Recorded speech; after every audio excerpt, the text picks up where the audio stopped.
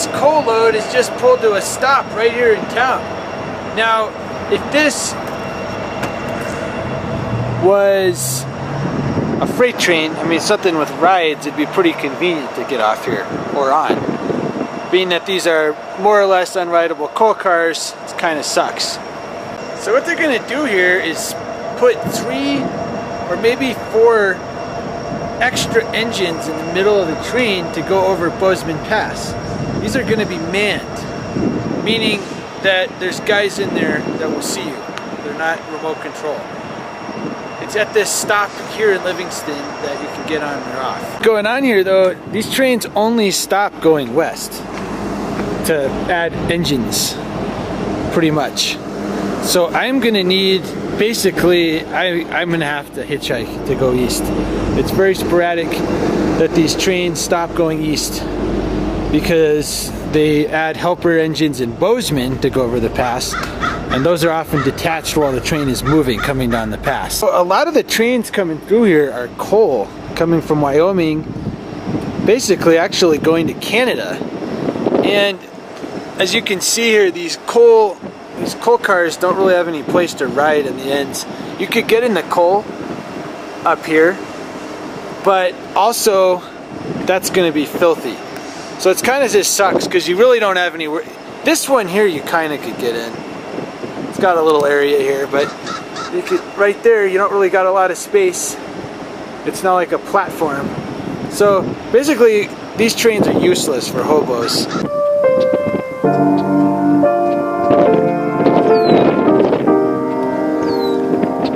Right here you have the Cenex refinery where they turn crude into propane, gasoline, that kind of stuff. So right now I'm kind of just waiting in Laurl, Montana, which is about 14 miles west of Billings. I'm currently in a spot where I think the trains are crew changing going east, which is where I'm trying to go. We've got this one here, pretty much been parked all day. I can't really tell what's going on with it. East of town here, there's a pretty substantial rail yard.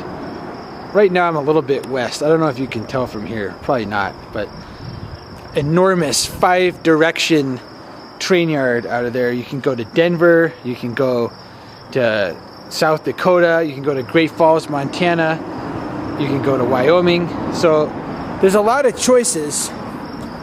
So a lot of folks might be asking, how do you know which direction the train's going, Jim? And it's often a good question. There's a lot of times you can't really tell.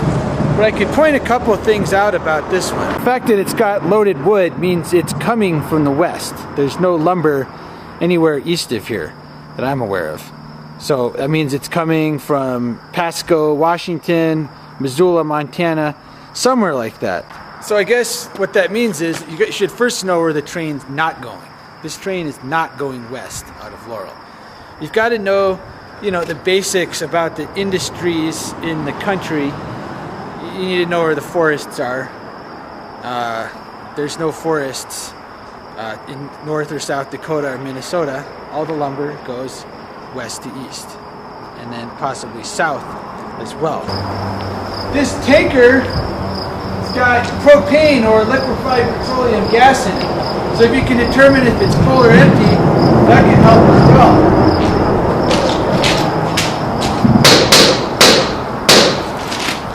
It's a little hard to tell with tankers because they've got double walls. It sounds a little more echoey than a full one, so I'm going to surmise that this is empty and going to be refilled at Billings, where they've got a plant and a refinery.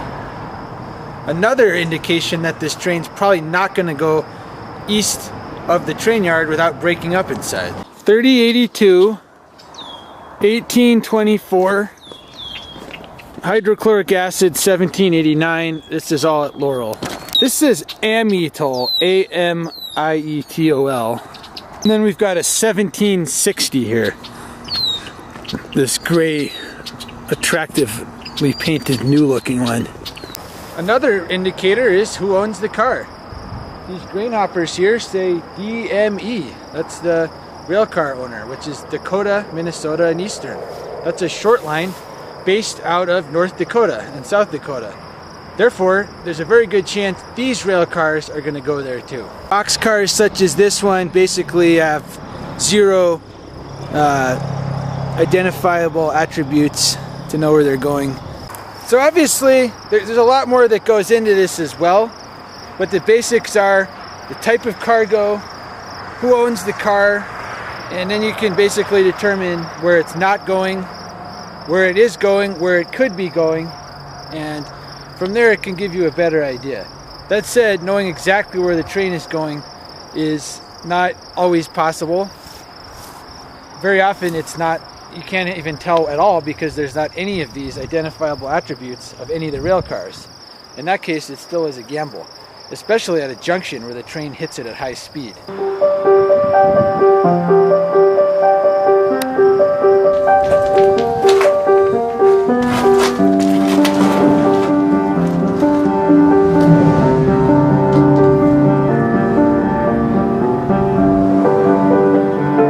So this is a typical hobo waiting area for the train. This is under the I-90 overpass, or the west edge of the Laurl yard. Checking it out here, you know, you got a place to sleep. It's kind of dirty looking, but it actually looks pretty comfy right now. My feet are killing me. And just down here, you got the tracks, and you know, it's pretty nice. Nice spot in here. Besides being a little dirty, it's out of sight. You got plenty of privacy. It's probably warm in the winter too. So I'm probably gonna just chill out for a while. Wait till something else shows up. So, you know, I mean, people do come through here.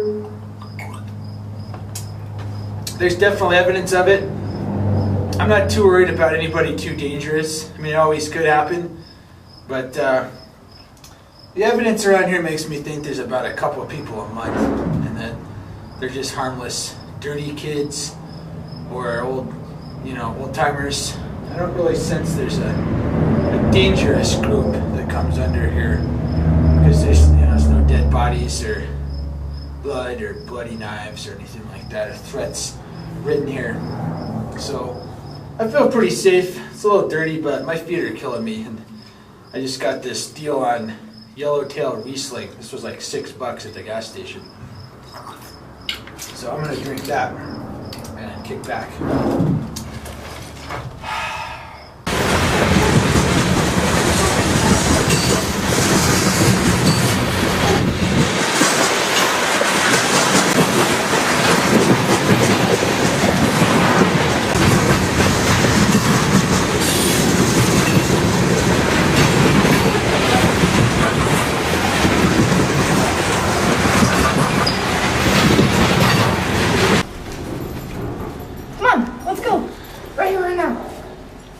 Wait, what's your guys' names again? Toes. Katie. Katie and Toes? Yeah. T-O-E-Z. Oh, T-O-Z-E. Oh. Is this you? Yeah.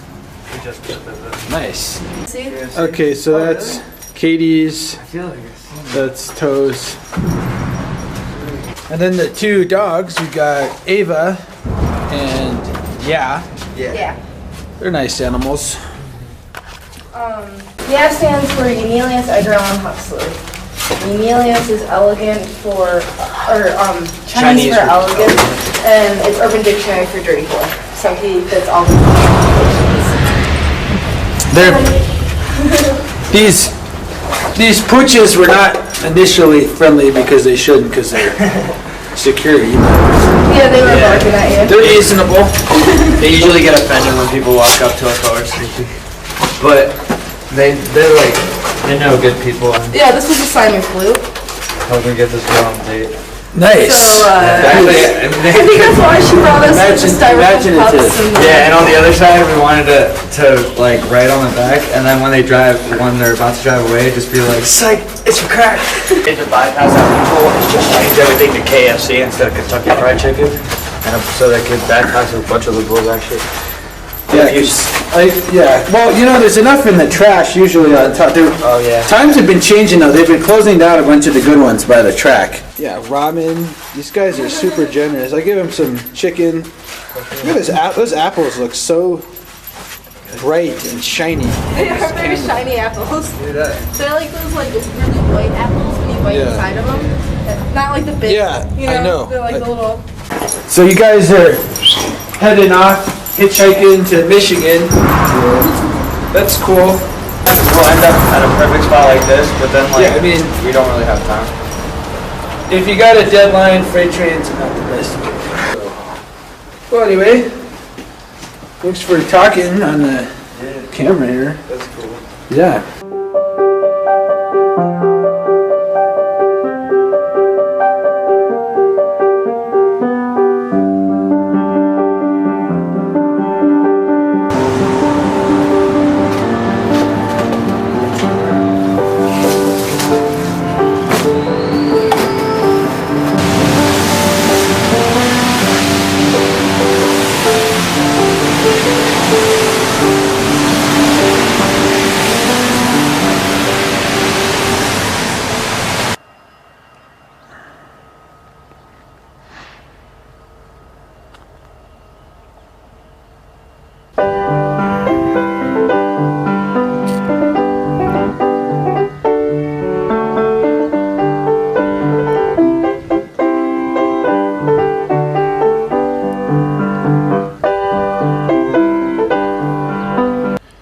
Not sure what these deer's intentions are. Are they trying to sneak in and get on a train here? What are these guys trying to do? This guy's up to no good. Are these guys trying to do something they're not supposed to? Are you guys trying to catch out of this yard?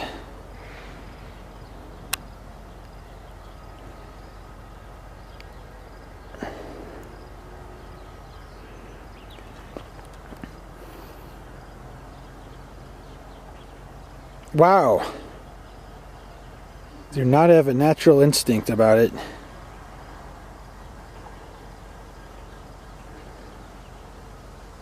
So this is the westbound Sheridan catch spot here. It's pretty much a total no man's land. You've got no fence, you got, pretty much a wide open area, which is very fortunate. You got no fence going on, you got pretty much just wide open. This is pretty much as nice and pleasant a catch spot as you can get, because you got plenty of space to hide, which is just off the property. You got basically nobody can see in here. I mean, look at these houses. There's nothing going on here. This is probably one of the better hobo spots I've seen. You could relax all day here with very minimal worry about the cops or anybody being stressed out. And the facts are, what I've noticed is, in these small towns like Sheridan, smaller, they really don't care about guys who just want to travel through on a freight train. It's not like we're causing trouble. We're not breaking in. We're not stealing. We're just trying to catch some scenery for free. Just getting from point A to point B. The gas prices, they're obscene today. And I don't even think there's any issue here, which I really like. It's one of my favorite yards. This green signal should indicate an imminent approaching westbound.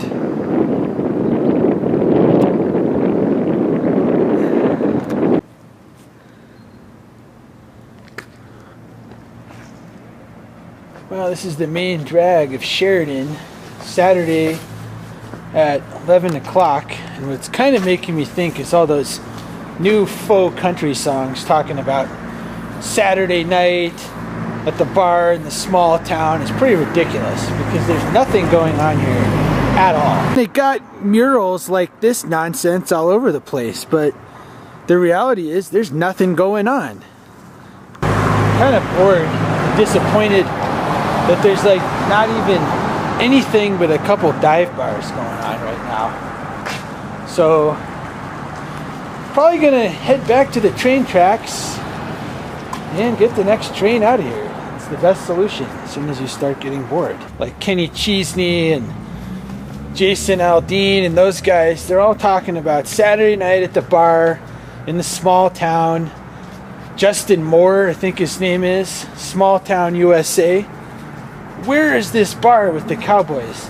I think it's all contrived nonsense. There's nothing. Where's the good old boys? Where's the rowdiness? There's nothing going on here at all. I mean, you do have a non-stop supply of monster pickup trucks going past, but I guess if you're looking at America and what's going on, that's that country western, you know, rowdy cowboys at the bar thing. I think it's all contrived nonsense, because this is as cowboy a town as exists, and I'm not feeling none of that. So it's about, I think it's like 5 p.m. June 15th. This General Manifest freight train has just arrived going east out of Sheridan, and basically it's about as far east as we're going to go after this. It's going to be Gillete. So I'm going to go ahead and board this ride here, and then basically it's another 100 miles east, and then we'll start heading back.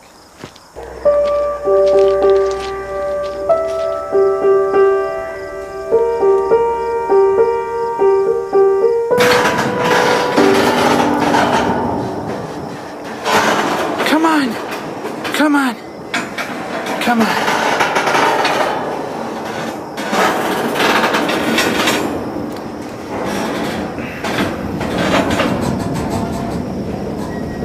Just going back to our lesson about where cars are going. 1265, you look up that placard and then you notice that it's empty. I knocked on the outside. You've got a decent idea that this isn't just totally a random car anymore. 1265, isopentane, whatever that means. I'm not a chemistry major. I guess that's it for Sheridan. I'll be coming back through here. I may hitchhike back as well. The trains have been kind of slow. So, Stobe the Hobo, getting ready to enjoy a nice afternoon ride through basically totally uninhabited wilderness to Gillete. It's about 100 miles and no roads, no nothing but pronghorns, bighorn sheep occasionally. Should be cool. Gotta get down, we're going past the yard office here.